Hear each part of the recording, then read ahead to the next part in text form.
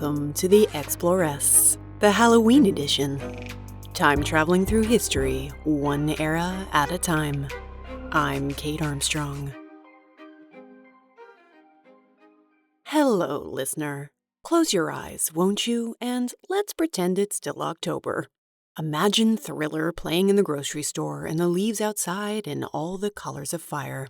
You've got your warm cider, you've carved your pumpkin, and you're ready for a little haunting women's history. Grab your fishnets and your favorite pistol. Let's go traveling.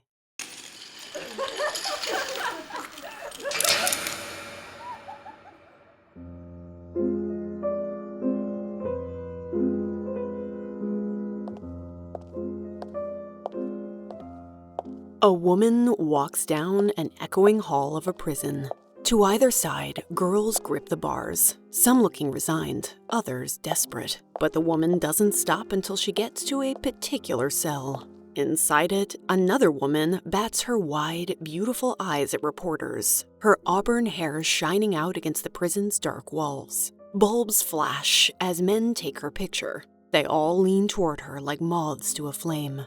But the new arrival hangs back, jaded and wary. It's clear to Moren Watkins that this woman is guilty of the crime she's been accused of. So why are these journalists hanging on her every word? Moren isn't about to let this murderess charm her. She is going to show the world what she really is. But in reporting her trial, Moren will immortalize Bula Ann and the accused murderesses in the cells all around her. She will turn them into some of the 1920s biggest stars. Settle in for a tale of passion, jealousy, corruption, and the lady killers who entranced 1920s America.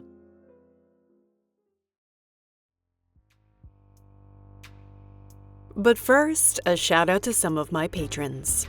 My newest pirate queen, Lisa. My warrior queens, Sarah, Kiana, two lovely Alexises, Amanda, Kate, Ika, June, Neve and Sloan, and Samantha.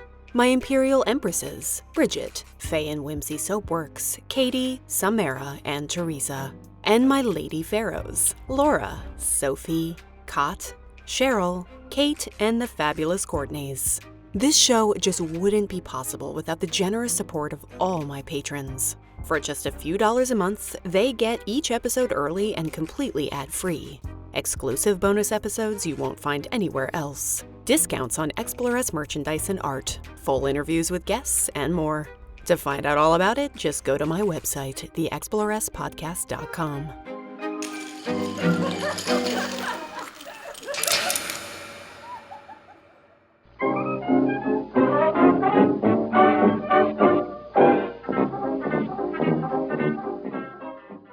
We have arrived in 1920 Chicago. Moren Watkins has just arrived as well, and she's looking for a job. Moren isn't from the city. She was raised in a quiet town by her minister father and grew up loving her Bible. She wanted to go to school to study Greek, the language of the New Testament. But she enjoyed writing too. In a playwriting workshop, a professor told her that if she wanted to be great at it, she needed to go and do some living. So, she packed up and moved to the debauched, violent, exciting city of Chicago.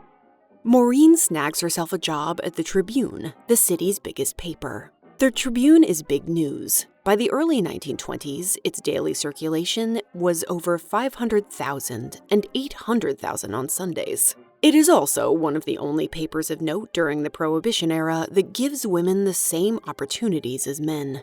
While the Associated Press and New York managing editors are turning down female applicants, the Tribune is boasting about its female staff. The paper is keen to attract female readers and the ad men who want to sell them things. As one of its advertisements notes, "Countless Mrs. Smiths get a particular enjoyment from news stories written by women, as seen with a woman's eyes and with a woman's supersensitiveness to truth."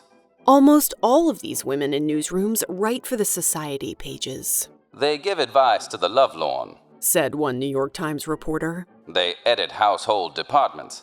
Clubs, cooking, and clothes are recognized as subjects particularly fitting to their intelligence." Others write stories of personal tragedy. These so-called sob sisters are sent to cover trials in ways meant to elicit emotion, rather than sticking strictly to the facts. Although they often cover violent crime, or, more precisely, its courtroom aftermath, the sob sisters' work reinforces prevailing newsroom notions about women's inability to write factually and without undue sentiment. On the big story, her vision is apt to be too close, and her factual grasp inadequate. One New York Herald Tribune reporter said, They can't depend on the variable feminine mechanism. Rude. But somebody has to cover the female crime phenomenon that's currently sweeping Chicago. Murder, it seems, is definitely in the air. The number of killings committed by women has jumped 400% in just 40 years, making up 10% of the total murder count. Husbands and lovers are turning up dead in droves. Male journalists resent having to cover girl bandits and murderesses, but female journalists are happy to step into the fray. These mob sisters are the antithesis of sob sisters. They report on violence, corrupt government officials, and mobsters in ways that are cynical, bemused, witty, scornful, even jaded. But as exciting as the job can be, it's also confronting. I would rather see my daughter starve, one editor said, than that she should ever have heard or seen what the women on my staff have been compelled to hear and see. Case in point, the Tribune's first mob sister collapses in the newsroom after interviewing a woman whose son attempted to kill her. A week spent in morals court listening to prostitution crimes made her physically sick. By the time she called it quits, she weighed just 98 pounds from all the stress of it. Enter Moren Watkins, small, unassuming, beautiful, respectable, pragmatic. Moren doesn't bob her hair or display her knees. She also isn't easily shaken, and she likes her new city's slightly dangerous edge.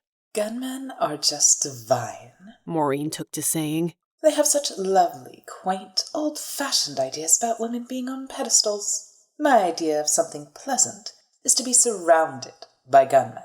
Their matter-of-fact attitude towards violence is awful, and she knows it. But there is something in Moren that finds them immensely thrilling. And though she sticks closely to her religious upbringing, she's hungry to cover some of the city's worst crimes, as she tells her readers. Being a conscientious person, I never prayed for murder, but I hoped that if there was one, I'd be assigned to it.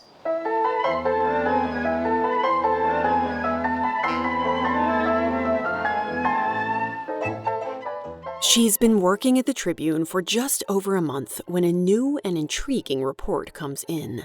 In the wee hours of March 12, 1924, two policemen were walking their beat in the streets of Chicago when they passed a woman getting out of an idling car. They didn't think much of it, passing on down the street, until they heard a shot ring out through the darkness. When they ran back to the car, they found a bottle of gin, a used pistol, and a recently dead man. An hour later, police knocked on the door of one Mrs. Bela Gerner. The cabaret singer was in her robe, looking shaken. Nearby lay her expensive fur coat, now blood-soaked, and a broken watch, which had stopped at 1:15 a.m. A man has been found dead, they told her. In your car, Mrs. Gertner. What did she have to say about it? I don't know. I was drunk. Belva is still drunk when they set out for the police station. She tells officers there that she and Walter Law had been seeing each other for a couple of months, and that his wife didn't really mind it. She said that around midnight, they were saying goodbye when a gunshot came from somewhere. She thought it might have been a stick-up man. She got scared, and so she ran. But Belva does admit that she and Walter had been fighting. She danced with another man that night, you see. I was frightened. She told them. Last Sunday night when he took me home, he wouldn't talk to me all the way home. Just sneered and said, I ever see you with anybody else, I'll wring your neck. Moren stands listening to a tearful Belva working a crowd of policemen and reporters. Did you shoot Law? The assistant state's attorney asks her. I don't see how I could, Belva replies. I thought so much of him. At last, one of the journalists recognizes her. Isn't she Bela Gerner, the popular cabaret dancer whose violent divorce caused such a stir a while back? In 1911, she married William Gertner, a wealthy and respected businessman.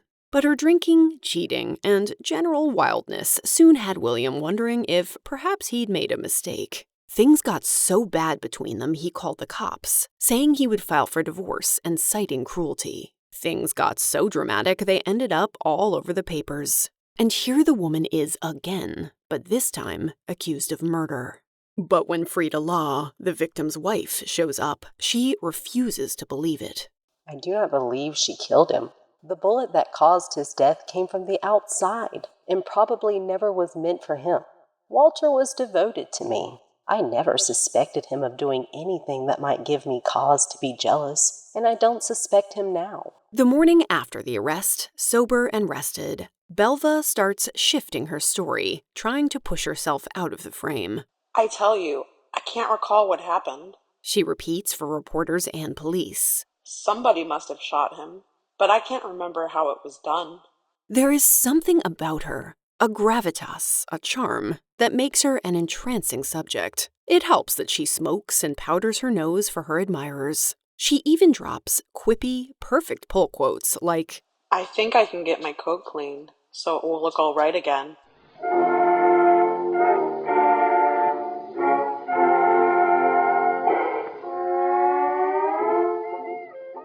At Belva's inquest, police testimony builds a pretty damning picture. The manager of the Gingham Inn testifies that Walter and Belva had been there together, drinking. The coroner testifies that Walter got a bullet through his right cheek, which exited through his left ear. One shot had been fired from the pistol left in the vehicle. It looks like murder, pure and simple, and Belva is sitting pretty in the middle of the frame. A co-worker of Walter's goes on to say that, Walter told me Monday that he planned to take out more life insurance because Miss Gardner threatened to kill him. In a joking way, he said that he was afraid Miss Gardner might shoot him. 3 weeks before, he told me she locked him in her flat with her and threatened to stab him with a knife unless he stayed there. The coroner's jury pronounces Belva guilty. Her case will be moving to grand jury and trial. After the inquest, Belva and Frida Law answer questions just a few feet from one another. Awkward. Frida says, At first, I felt rather sorry for that other woman because she was guilty of killing and everything. But did you see her come in? She was almost giggling. Oh, I never knew I could hate someone so much. Belva is moved to Cook County Jail to await her trial. Her ex-husband, William Gerner, apparently a sucker for punishment, hires the best defense attorney in Chicago and brings her stylish clothes to wear. But Maureen is not impressed. This deeply cynical mob sister writes stories with a tongue-in-cheek tone and oozing sarcasm, which aim to reveal her murderess subject in the worst possible light. The latest alleged lady murderess of Cook County, in whose car young Law was found shot to death as a finale to 3 months of wild gin parties with Belva, while his wife sat at home unsuspecting, isn't a bit worried about the case. Why, it's silly to say I murdered Walter, she said during a lengthy discourse on love, gin, guns, sweeties, wives, and husbands.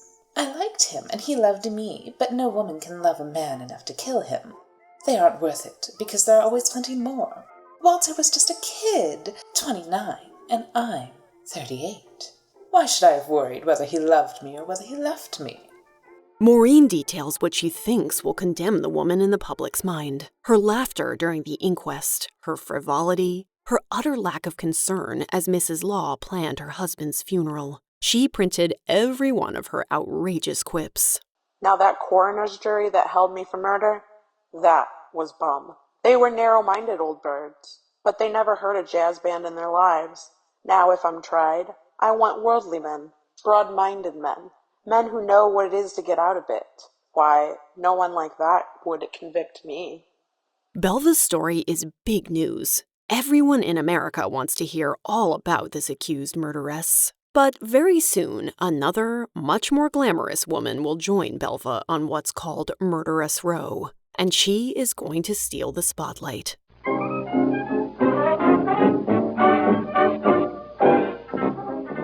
Bula Ann was from Louisville, Kentucky. Married in her teens, with a son on her hip, she soon chafed against the constraints of the domestic life. So she started having affairs, and her husband wasn't best pleased about it.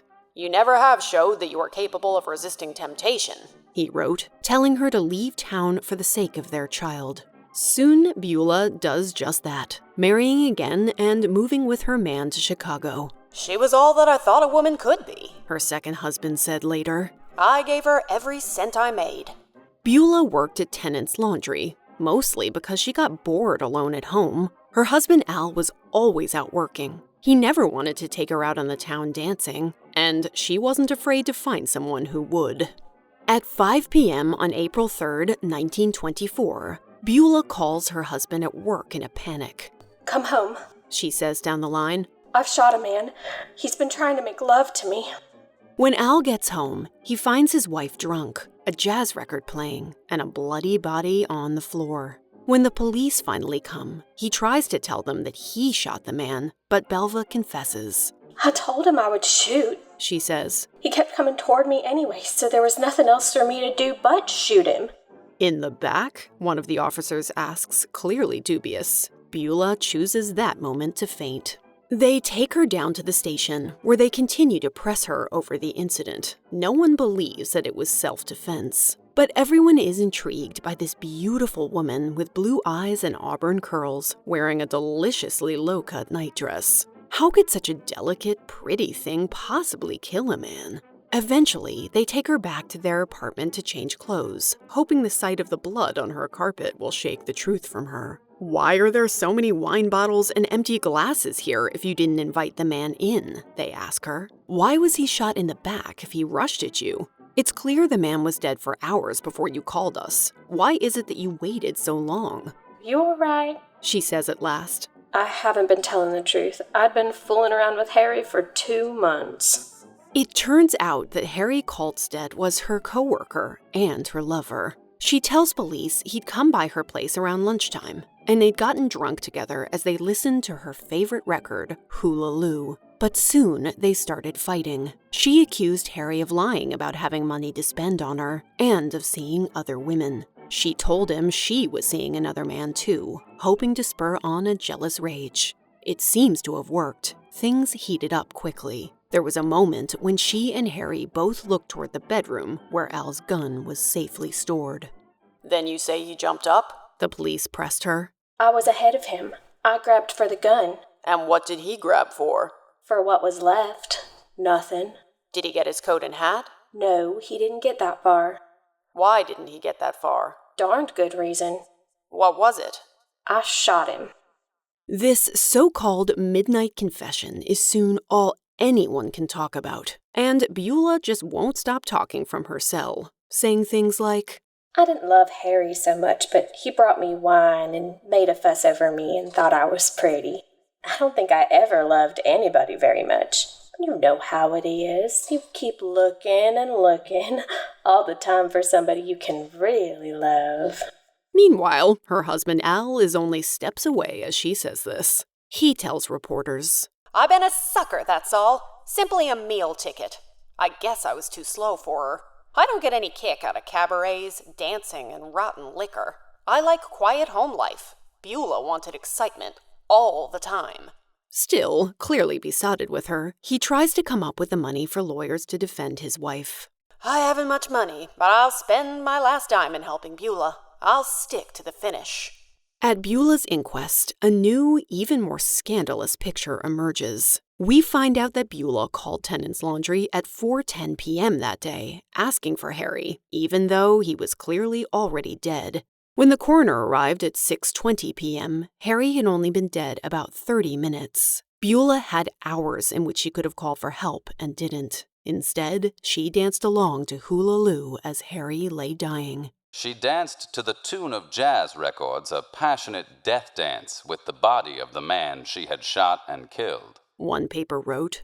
Maureen wrote, Hula Loo was the death song of Harry Kolstad, 29 years old, of 808 East 49th Street, whom Miss Amman shot because he had terminated their little wine party by announcing he was through with her.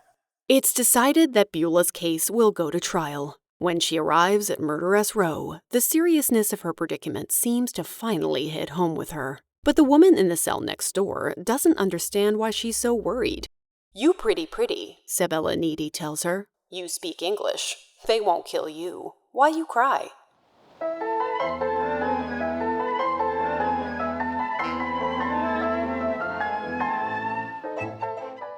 It turns out that Bula and Belva aren't the only women on Murderess Row. Far from it.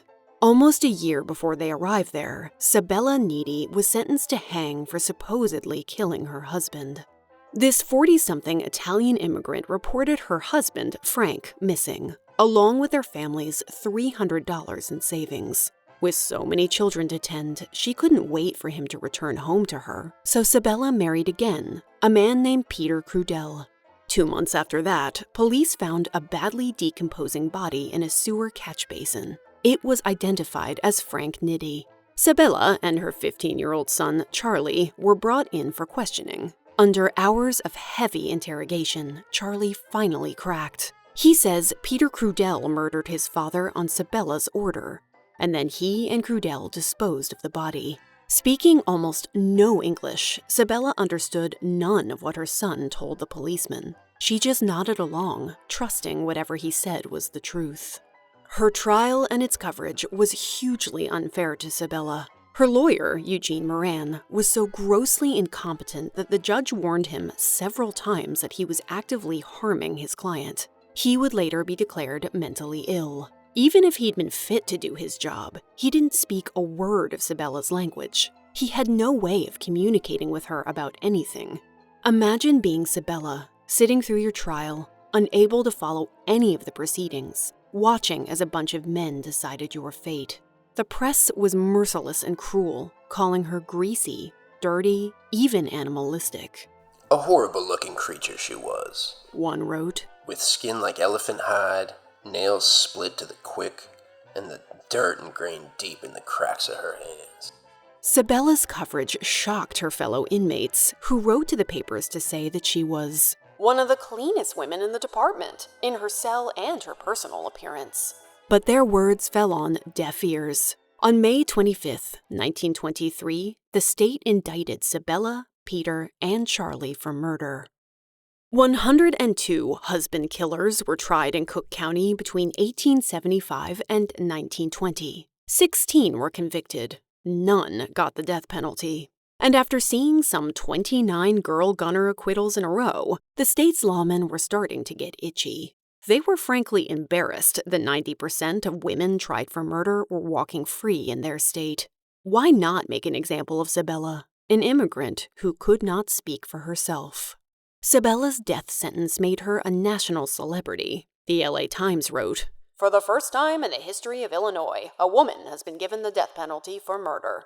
No one wrote the kinds of things about her that they would go on to say about Bula and Belva. She was no glamorous, tragic, seductive beauty. She was older, an immigrant, and poor. One of the Tribune's articles about her sums up the xenophobic, frankly horrifying attitude of the time. 12 jurors branded Mrs. Sabella Needi husband killer and established a precedent for the state of Illinois at 3 o'clock yesterday afternoon by giving the death penalty to the dumb, crouching, animal-like Italian peasant, a cruel, dirty, repulsive woman. Thankfully, Helen Cerise was on the case. She and 5 other young Italian lawyers decided to take on Sabella's appeal pro bono. Born to Italian immigrants herself, Helen became the youngest woman to pass the Illinois bar exam, 10 months before her 21st birthday. Get it, Helen? But none of the city's law firms would hire her. Women make good law students, one male attorney said at the time. They can pass the examinations, including the bar examinations, with honors and flying colors. But conditions are such that they do not seem to be equipped for the actual knockdown and drag-out fight required in the actual trial of lawsuits. Helen begged to differ, and she was sure of Sabella's innocence. So she appealed her case, and the court agreed to hear a motion to set aside the verdict. Sabella's defense team planned to argue that her attorney had been incompetent, that Sabella could not understand him, that the evidence was suspect, that Charlie's testimony was coerced, and that the motive was shoddy. Her conviction was clearly about ethnic and class biases, not justice. And when Helen and Sabella saw Belva and Bula swan into their jail, clearly guilty, but also glamorous, they highlighted an uncomfortable truth. Pretty women could get away with anything, including murder. As Sabella herself said, "Nice face, swell clothes, shoot man, go home."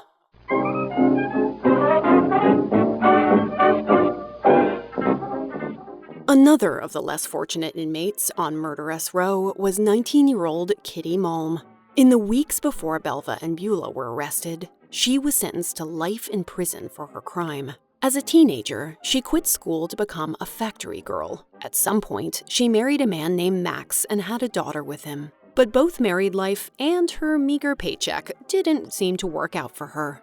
In November 1923, she and her boyfriend, Otto, tried to rob a factory and ended up killing a security guard. Otto swiftly confessed. After all, he had a rap sheet as long as his arm. Otto said he was the one who killed the guard and accidentally shot Kitty in the process. To show her devotion, Kitty tried to commit suicide in her cell. "You can now tell them that I'd done the shooting, so they will let you go take care of baby forever," she wrote to him in her final note. "But please quit the racket and raise Tootsie in an honest way for your departing mama's sake." Days later, Otto changed his story. Now Kitty had shot the guard. She was confident at first that she wouldn't be hung for it. After all male juries were averse to punishing women. "Hang me? That's a joke," she told reporters. "Say, nobody in the world would hang a girl for being in an alley with a guy who pulls a gun and shoots." But Kitty isn't like the white lady gunmen who had been acquitted before her. They'd all been society ladies, all of them pretty. Kitty was both poor and uneducated. She'd stare right into a man's eyes. Her language was vulgar. The reporters didn't like her at all. So when an ex-friend outright lied, claiming Kitty kept 2 guns strapped to her hips at all times, the papers were all over it. They write that Kitty carried a gun where most girls hide their love letters. It caused a sensation and let the state frame Kitty as a quote-unquote hard woman. Reporters called her the dangerous wolf woman and the ferocious tiger girl. In February 1924, a jury found her guilty of murder. To add insult to injury, Kitty received a divorce summons from her legal husband. He even claimed their 2-year-old daughter, Tootsie, wasn't his. Kitty and Belva bonded over men while playing cards in prison. "Men are quitters," Kitty told Belva. "They're long on talk, but Lord, when it comes to the showdown, they're yellow."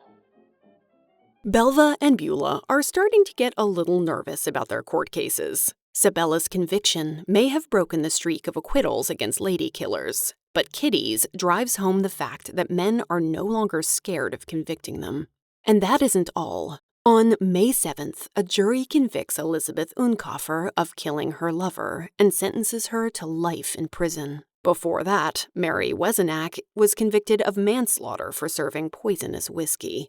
It's worrying, certainly, but one thing is clear. Beauty, glamour, a good lawyer, and the press corps are the keys to getting free. Beulah's defense team decide they will present her as a virtuous working girl caught up in a rage and lean hard on the fact that Harry had a criminal record. Turns out he spent 5 years in a Minnesota prison for assaulting a woman. Way to pick a winner there, Bula. Her story changes too, as does her attitude toward her cuckolded husband.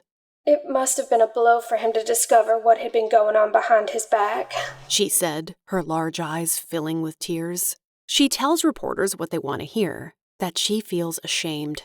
"I suppose it is true that a man may drift into any woman's life at some time and overpower one with his personality.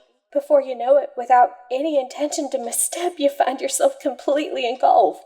That was the way it was with Harry. That's largely the trouble that brings most of the women in here. They fall in love with the wrong man." Many of the papers turn Beulah's story into an epic tragedy, a heart-rending modern love story. Beulah had been lured into the world of jazz and booze and had broken her marriage vows. She was a fallen woman, but she could still be saved.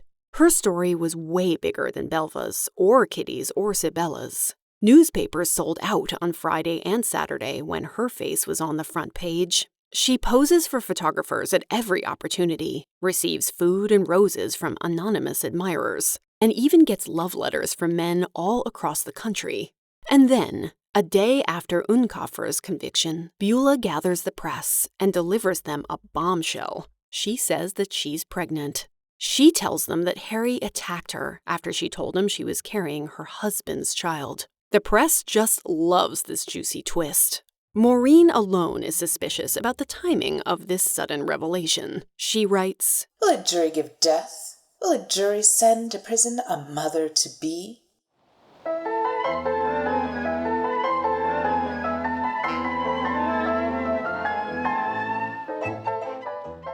Belva knows she can't compete with Beulah's beauty, so she schemes to get their pictures taken together as often as possible. She also uses her husband's money to become the row's most stylish occupant, and even opens a sort of contraband cosmetics racket. "A jury isn't blind," one of the inmates tells Maureen, "and a pretty woman's never been convicted in Cook County." To that end, many inmates cut each other's hair and even give each other manicures. Friends and lawyers bring them different outfits, and they spend their afternoons conducting fashion shows. When the girl in cell number 4 was informed that her trial would be the following Tuesday, one of them said later, Belva gave her some really good ideas on costuming, coiffure, and general chic. It helped the girl in number 4, and it whiled away otherwise lonely hours for Belva with the clothes sense. Belva clearly knows one thing. Getting free is a beauty contest as much as it is anything else. It turns out that lawyer Helen Cerise knows it too. She sets about giving her client, Sabella, a complete and total makeover.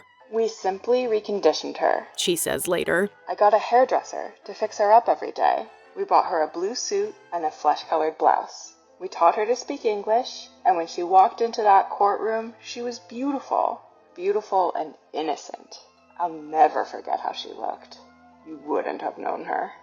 Incredibly, in April 1924, Helen gets Sabella's verdict reversed. In June, she is released on bail and returns home to await retrial. But that retrial never happens. In December, the state drops the charges against her. Her cellmates watch with rapt attention and a building sense of hope.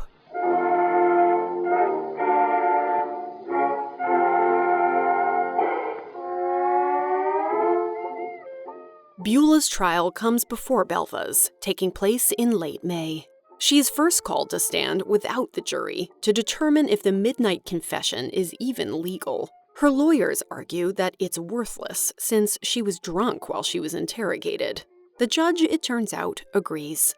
Bula, meanwhile, has turned up looking as fetching as ever. The courtroom was full of appreciative smiles directed toward the lovely girl beside the prisoner's table. One reporter says, "The pretty bob-haired maid assuredly was the fairest thing that had ever graced a murder trial in Chicago." When Bula takes the stand on the second day of the trial, crowds have gathered. The nation is obsessed with this case. Movie cameras are rolled into the back of the courtroom for theatrical newsreels, and fans rush to make it inside. Bula once again tells her version of the story. She says that she and Harry drank, danced, and then she told him she was pregnant. But he refused to believe me and boasted that another woman had fooled him that way and that he had done time in the penitentiary for her. I said, "You'll go back to that penitentiary if you don't leave me alone." He said, "You'll never send me back there." And I said, "I'll call my husband and he'll shoot us both. There's a gun in there." And I pointed to the bedroom. "Where's the gun?" he asked. "Let's see it." Then we both started for the gun. He reached it first, but I wrenched it out of his hand. Then he came for me, brandishing his arms, and I seized him by the shoulder and spun him around. Then I shot. The state tries to trip Bula up in cross-examination. Had Kalstead ever been to your home before this day? No. Had you been to any parties with him, or to any places of amusement? No, sir. How many drinks did you have, Miss Annan? 3 or 4. Have you been in the bedroom with him? No. Was the gun in plain sight on the bed? Yes. What time was it when you shot Harry Kalstead? About 2:30 or 3, I think. The witness made a favorable impression, The Evening Post wrote, controlling her emotions except during the dramatic cries of her recital. The fact is this: Bula is a married woman who shot her boyfriend. And yet, somehow, she appears as a timid girl and a victim, one who claims the moral high ground after all. But the state does its best to shatter that image. woman who didn't want him there would have run out of the apartment and yelled for help. You have seen that face, gentlemen. The defendant is not the kind of woman men would tell to go to hell. She probably had never heard that before, and it angered her. The verdict is in your hands, and you must decide whether you will permit a woman to commit a crime and let her go just because she's good-looking.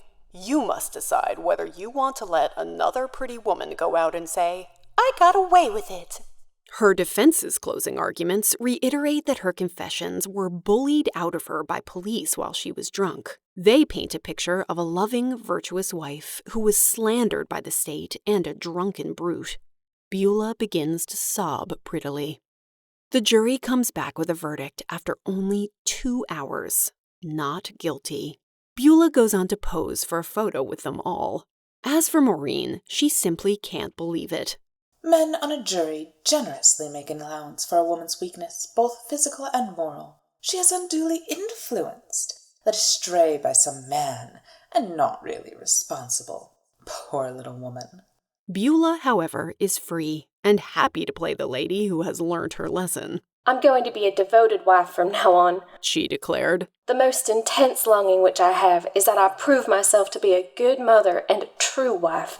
I want to show the whole world what kind of woman I really am. But just days later, she adds to the drama by announcing that she is leaving her long-suffering husband. He doesn't want me to have a good time. He never wants to go out anywhere, and he doesn't know how to dance. I want lights, music, and good times. I love to dance. I love good food, and I'm gonna have 'em. It rather tarnishes her good girl image with the papers, but it's Al who has the hardest time. Alone, heartbroken, and saddled with Beulah's many legal bills. "I cannot make myself realize that Beulah has given me up," he tells reporters. "When we married, we took solemn vows that it was for better or for worse, and that it was to exist until death parted us. Beulah's no different than any other woman. She's naturally weak and needs protection. She will come back to me." Newsflash, she doesn't. But don't feel too bad for him. 10 years after Beulah's acquittal, Al will be convicted of manslaughter for beating a woman to death during a drunken argument in their shared apartment. He won't call the police until 3 hours after she dies.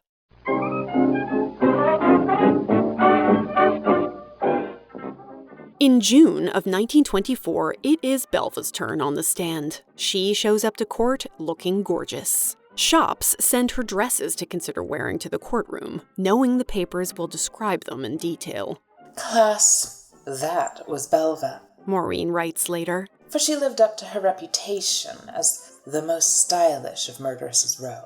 A blue twill suit bound with black braid, and white lacy frill down the front, patent leather slippers with shimmering French heels, chiffon gunmetal hose, and a hat. That hat, helmet-shaped and with a silver buckle and a cockade of ribbon, with one streamer tied jauntily, coquettishly, bewitchingly under her chin. Belva's lawyer doesn't even try to make an argument. He simply pokes holes in the states, which works.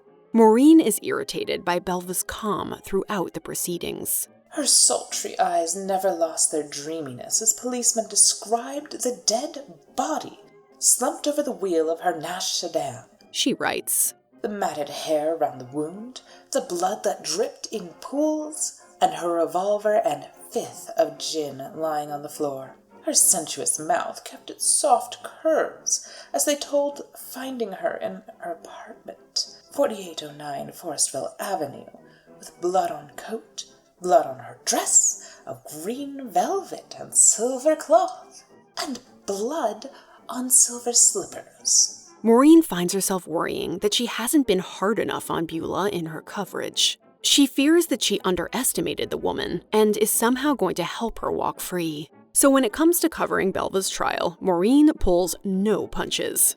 But it doesn't matter. The trial moves quickly, over just 2 days. This time, the jury takes 7 hours to deliberate. When they pronounce the verdict, not guilty, Belva laughed and cried in one breath. Maureen cannot believe another murderess is walking free. Bela Gerner, Another of those women who messed things up by adding a gun to her fondness for gin and men was acquitted last night at 12:10 o'clock of the murder of Walter Law. So drunk she didn't remember whether she shot the man found dead in her sedan at Forestville Avenue and 50th Street, March 12th. But after 6½ hours and 8 ballots, the jury said she didn't. Regardless, Belva is once again a free woman. She will remarry her husband, William, in May 1925, but they aren't going to get there happily ever after. Belva will get drunk pretty much every night and embark on more affairs. When William confronts her, she hits him over the head with a mirror. In 1926, when William discovers a strange man in his bedroom, Belva screams that she will kill her husband. He has to run away and once again files for divorce. Belva tries to claim that William had an extreme and abnormal sex passion, but the press is not going to be swayed this time. One paper calls William the most patient soul since Job. And yet, when William dies decades later, he still leaves most of his estate to Belva. Oh, William. And what happened to Kitty Malm? She doesn't get free like the others. She serves the rest of her short life in prison. She is cheerful and helpful and works as a clerk in the prison's main office. And yet when Kitty tries for early release in 1930 and 1931, it fails both times. Eventually, she falls ill with pneumonia and dies in late December 1932. She is just 28 years old. Why do Belva and Bula get off and Kitty doesn't? One reporter sums it up like this. Her mistake was in being hard-boiled and none too good-looking. A sad indictment of the times.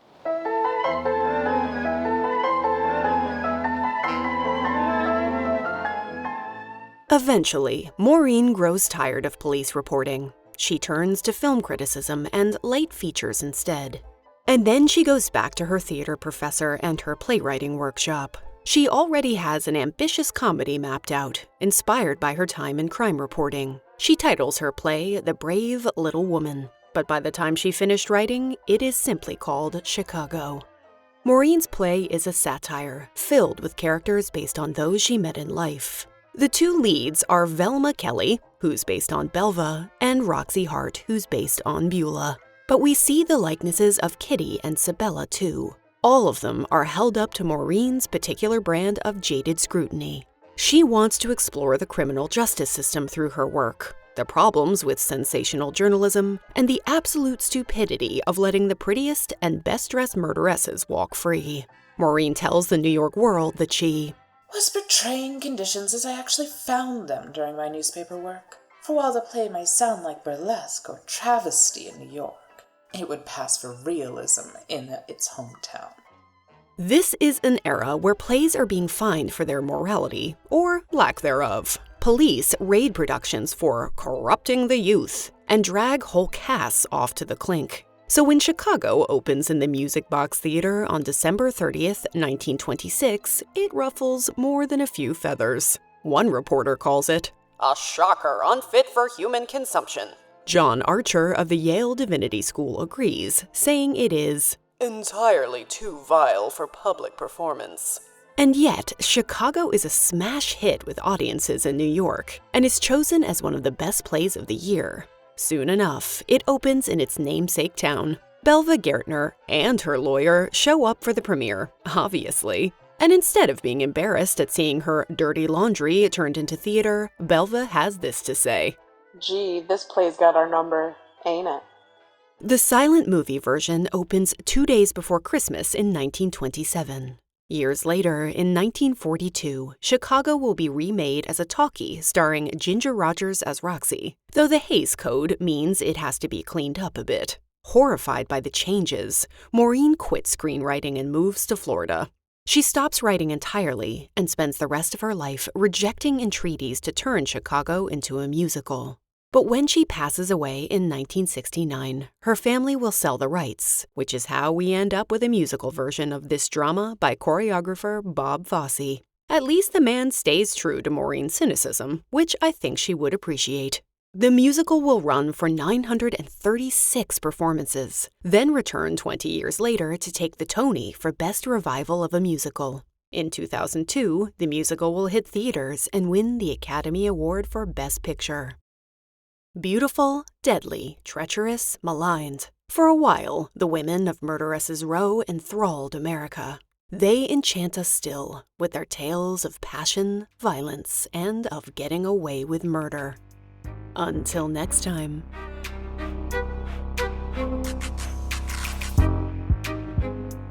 Thanks for listening. This episode wouldn't have been possible without the excellent book by Douglas Perry called The Girls of Murder City: Fame, Lust, and the Beautiful Killers Who Inspired Chicago. So if you're interested in hearing more about these real-life ladies, go and grab yourself a copy.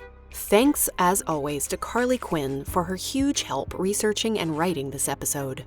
If you like The Exploress, tell a friend about it, leave a review wherever you listen, become a patron of the show, go and grab some Exploress merchandise, or just shoot me a message telling me what you love about it. Hearing from you always delights me. You can find show notes, including a transcript of this episode and lots of images, at my website, theexploresspodcast.com. You can also find me over on Instagram at The Exploress Podcast. Much love to Mr. Exploress for my theme song and logo, and to the following for their vocal stylings. Some of my patrons: Veronica, April, Jessica, Valerie, Colette, and Sierra, and also Blake Farha and my brother John.